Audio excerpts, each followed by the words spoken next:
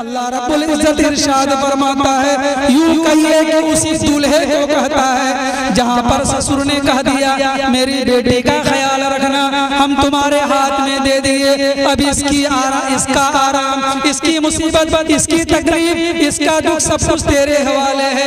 लेकिन रब भी कहता है ओ मेरे बंदे, ये बंदी तेरे हवाले है, याद रखना, इसका ख्याल रखना। वाशिरुहुन्ना बिल मारूफ, भलाई के साथ पेश आना, जब जरूरत पड़ जाए तो इनकी दिल रखना, इनकी जरूरत का ख्याल रखना, इनके खाने पीने का ख्याल रखना, इनकी ख्वाहिश का ख्याल रखना। हफ्ते में एक मरतबे इनके बाप को इनसे मुलाकात का मौका देना। ये अल्लाह रब्बुल इज्जत भी कहता है वाशिरुहुन्ना बिल मारूफ। नहीं मेरे मोहतरम बुजुर्गों दोस्तों, नहीं कहता है ना? कैसा बेटी जाएगी तो दामाद को अपने कलच में कर लेना ना, और जब बहू आएगी तो बेटे को अपने कलच में रखना है। उधर बेटा को अपने कलच में रखने के लिए ताबीज लेने के लिए जाना, कहेगा मौलवी साहब मोर बेटा जब से शादी करिया हो ना बीबी भरवा ही मोर दामाद, अल्लाह मत पूछ, हर महीना 2000 टका पठाओ, हर महीना 3 मरतबा मोर बेटे गाड़ी नहीं जानो सो। तो जो काम आपका दामाद करे तो बहुत अच्छा, और जो वही काम आपका बेटा करे तो बीवी का भरवा। ये दोहरी पॉलिसी नहीं चलेगी। जिस तरीके से आप चाहते हो कि आपका दामाद आपके बच्चे के साथ अच्छा करे, आपके बच्चे के साथ अच्छा करे, तो आप भी अपने बेटे को मुकम्मल इजाजत दो कि मेरी आने वाली बहू वो बेटी बनकर आई है। बेटी अगर बहू बनकर गई है तो वो बहू मेरी बेटी बनकर आई है, उसकी जरूरत का ख्याल रखो। नहीं होना चाहिए कि नहीं? लेकिन हाल तो ये है कि जब ये समाज नहीं करेगा ना, समाज जब ये नहीं करेगा तो ये जो ऊपर से जो हमारी हुकूमत बैठी है वो ऐसा कानून बनाकर आपके गले पर मुसल्लत कर देगा तो लामोहला करना ही पड़ेगा। करोगे नहीं? करो, ऐसे करो, नहीं करोगे तो जेल में ठूसेंगे, नहीं करोगे तो ऐसा करेंगे, नहीं करोगे तो वैसा करेंगे। मालूम है क्या होता है? लड़की वाले का गाना है कि मेरे दामाद ने शादी के वक्त में मुझे निचोड़ कर ले लिया, अब देने के लिए मेरे पास कुछ नहीं, जो कुछ बचा है मैंने बेटे के नाम पर रजिस्ट्री कर दिया। और लड़का वाला कहता है कि ये बाद में मेरे ससुराल वाले अपने बेटे के नाम से सारी जमीन रजिस्ट्री कर देंगे, अभी लेने का मौका है, जब तक मैं कबूल नहीं करता हूँ झक मार कर देगा। अभी गले में मुझे चाहिए, सुपर स्प्लेंडर क्यों आया, चलो इसे बदलो, पहले गलेमर लेकर गया हो, और गलेमर नहीं जब तक आ जाता है तब तक यहाँ कबूल नहीं होगा। एक मरतबे की बात है कि एक लड़का बाराती बन के आया, दूल्हा बनकर आया, और शादी में बात हुई थी कि अपाची देना है, लेकिन गलेमर लेकर के आया।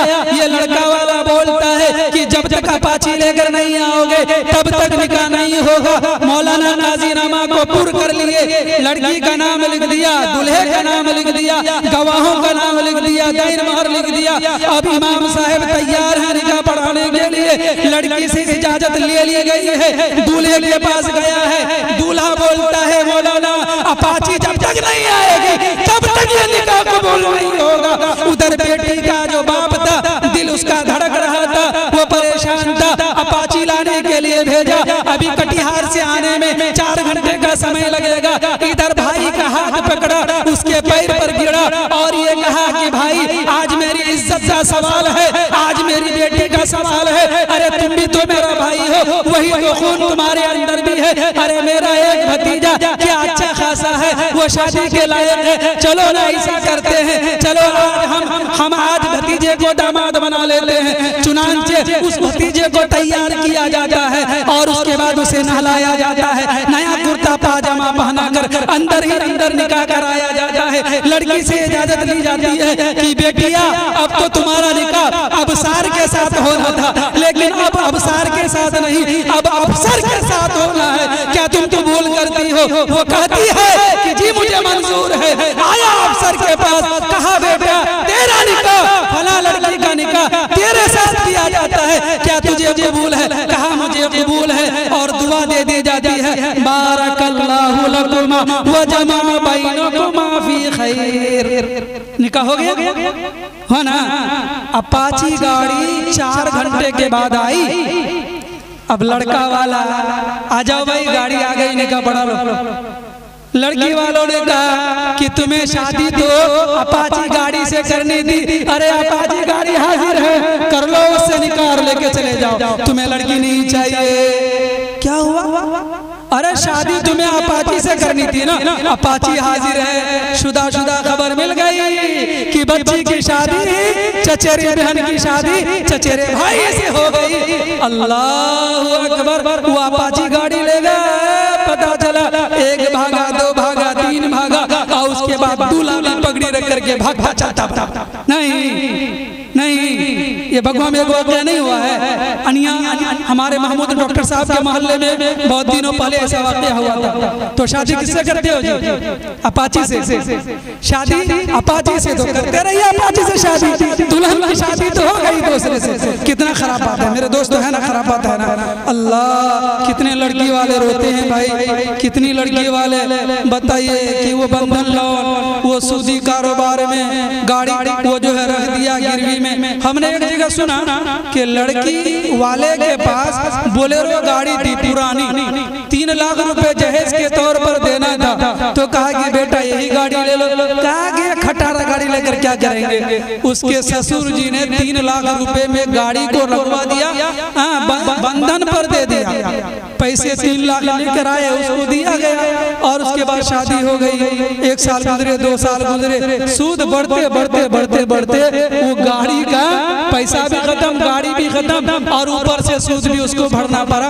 ऐसा दामाद अल्लाह किसी को न दे, ऐसा दामाद अल्लाह किसी को न दे। अल्लाह हिफाजत फरमाए हमें और आपको ऐसा दामाद बनने से। जितने लोग शादी कर लिए तौबा कीजिए, मनाइए, ससुराल को जाकर के बताइए और कहिए, है कि नहीं? लेकिन हाल ये है कि जब हम लोग अपनी बच्चियों को विरासत में हिस्सा नहीं देंगे तो लड़का वाला तो नट्टी दबा कर लेगा, और जब लड़का वाला नट्टी दबा कर ले लेगा तो विरासत में तो हक नहीं मिलेगा।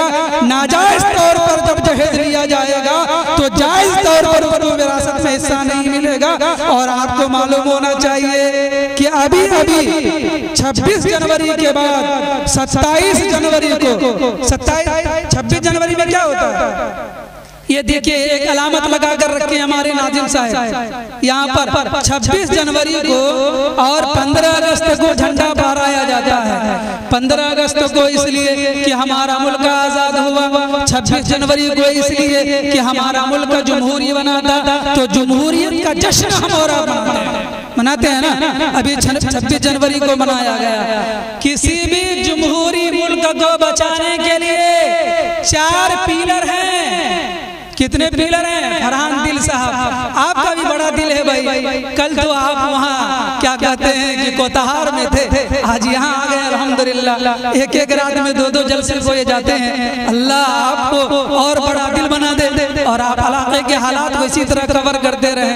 कई सुकून है भाई, कई पिलर है? 4। एक घर जब आप बनाएंगे 15 और 12 बाई 15 का, तो 4 पिलर हर हाल में देना होगा। तो हमारे इस मुल्क को बचाकर रखने के लिए 4 पिलर हैं। एक पिलर है मीडिया का, जो हमारे फरहान भाई करते हैं। दूसरा पिलर है अदालत का, और तीसरा पिलर है ये इंतजामिया का, और चौथा पिलर है हुकूमत का। ये 4 सुकून हैं, ये 4 पिलर हैं। चारों अगर मजबूत हो जाएं तो मुल्क का निजाम बड़ा अच्छा चलता है। लेकिन उनमें से जो सा भी हिस्सा, जो सा भी पिलर कमजोर का अब तक फैसला आया नहीं। लेकिन इंसाफ के लिए अदालतों का दरवाजा खटखटाने वाली वो MLA शोहर जिसको दिन दहाड़े लोगों ने मार दिया, शहीद कर दिया, उनकी वजह भी जिंदा दिल बहादुर खातून, उन्होंने अदालत का सहारा लिया था, दरवाजा खटखटाती रही, और आज 23 साल के बाद वो दुनिया छोड़कर चली गई, लेकिन इंसाफ नहीं मिला। इंसाफ आज तक इंसाफ नहीं मिला। ये सूरत हाल है। बाबरी मस्जिद का फैसला आते आते कितने लोग खबर में चले गए थे, ये मालूम है। सारे पढ़े लिखे लोगों का तबका है कि नहीं? ये सूरत हाल है। इसलिए मेरे भाइयों, बुजुर्गों, दोस्तों, ये कुरान के खिलाफ, मुस्लिम पर्सनल लॉ के खिलाफ, ये सरासर यूसीसी का कानून है। हमें और आपको टारगेट किया जाता है, तो हमें और आपको उस टारगेट में नहीं आना है। हमें और आपको अपने मामलात को अपने मुफ्तियाने किराम, अपने क़ज़ाते किराम के जरिए से अंजाम देना है। देंगे इंशाअल्लाह। 1 मिनट का वक्त बाकी बच गया बस। लेकिन मेरे मुआशरे का बड़ा अच्छा माहौल ये है। हाफिज मंजर साहब जो पढ़े लिखे लोग हैं, फरहान दिल, ये मालूम है आप लोगों को कि 3 तलाक पर, इनाम साहब ये मालूम है 3 तलाक पर पाबंदी लग गई है। मालूम है कब 2018 में 22 अगस्त के 2018 में सुप्रीम कोर्ट से फैसला किया जा चुका है। ये दस्तूर बन गया है कि 3 तलाक दिया जाता है तो माना नहीं जाएगा। वो शोहर 3 महीने 3 साल तक जेल में रहेगा। जेल से निकल कर आने के बाद भी वो लड़की उसकी बीवी होगी, तलाक नहीं मानी जाएगी। ये बात हम सबों को मालूम है।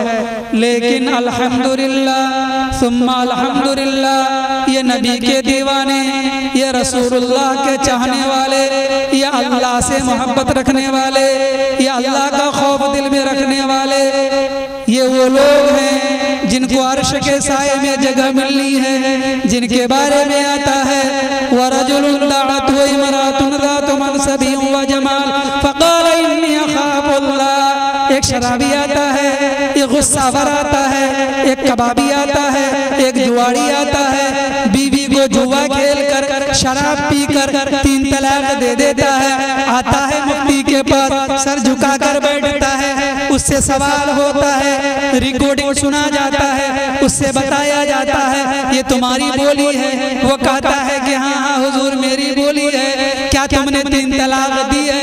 कहा कि हम गुस्से में थे, हम नशे की हालत में थे, हमें समझ में नहीं आ रहा था, लेकिन जब मुझे बताया गया तो मैं बहुत दिल से नादिम हूँ, बहुत शर्मिंदा हूँ। मेरे 2 बेटे हैं, ये मेरी बीवी बड़ी अच्छी है, बड़ी भोली भाली है, इन्होंने कभी मुझे गाली नहीं दी, ये मेरा ही कसूर है। अब मैं तौबा करता हूँ। कभी कान पकड़ता है, कभी उठक बैठक करता है, कभी सर झुका लेता है, कभी आंसू गिराता है और कहता है हुजूर बचा लीजिए, मैं बीवी को अपने से जुदा नहीं कर सकता, मैं अपने बच्चे को अपने से जुदा नहीं कर सकता, हुजूर बचा लीजिए, मुझसे गलती हो गई, तौबा अल्लाह तौबा, आइंदा गलती नहीं होगी, ऐ काजी साहब बचा लीजिए। लेकिन हाल तो ये है, कुरान कहता है अत्तलाक़ मर्रतान फ़इम्साकुन बिमारूफ़िन औ तसरीहुम बिइहसान। कुरान कहता है फ़इन तल्लक़हा फ़ला तहिल्लु लहू मिन बअद हत्ता तनकिह ज़ौजन गैरा। उस बच्चे से सवाल तैयार करवाया जाता है, दस्तखत किया जाता है, उसमें जवाब लिख कर दिया जाता है कि आपकी बीवी पर 3 तलाक पड़ गई है। ये जब सुनता है तो रोने लगता है, मायूस हो जाता है।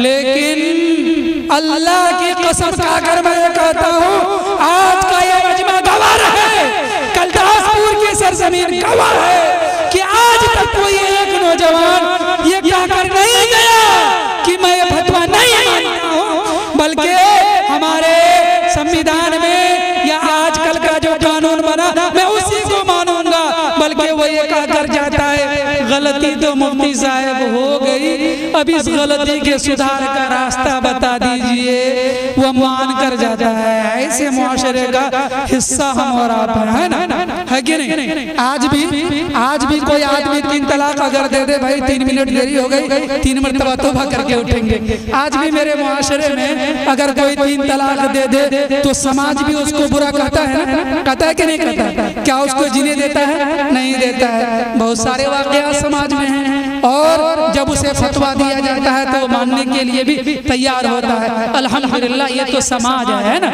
यूसीसी के अंदर जो बातें कही गई हैं वो सरासर कुरान के खिलाफ है। कुरान के खिलाफ जो बात कही जाएगी उसको मानेंगे? हाथ उठाकर कहिए कभी नहीं मानेंगे, कहीं हाथ उठाकर कभी नहीं मानेंगे। कुरान पर जिएंगे, कुरान पर मरेंगे और कुरान ही हमारा दस्तूर है और कुरान करीम ही के मुताबिक हम दुनिया में जिएंगे और जब मरेंगे तो हम कुरान करीम के फैसले के मुताबिक जमीन पर इंशाअल्लाह दफन होंगे। वक्त पूरा हो गया, मैं अपनी बात खत्म करता हूँ। 4 मिनट जायद हो गए। 4 मरतबे आप तमाम लोगों से माजरत। अल्लाह रब्बुल इज्जत कबूल फरमाए। व आखिरु दावाना अनिल हम्दुलिल्लाहि रब्बिल आलमीन। अस्सलामु अलैकुम व रहमतुल्लाहि व बरकातुहू।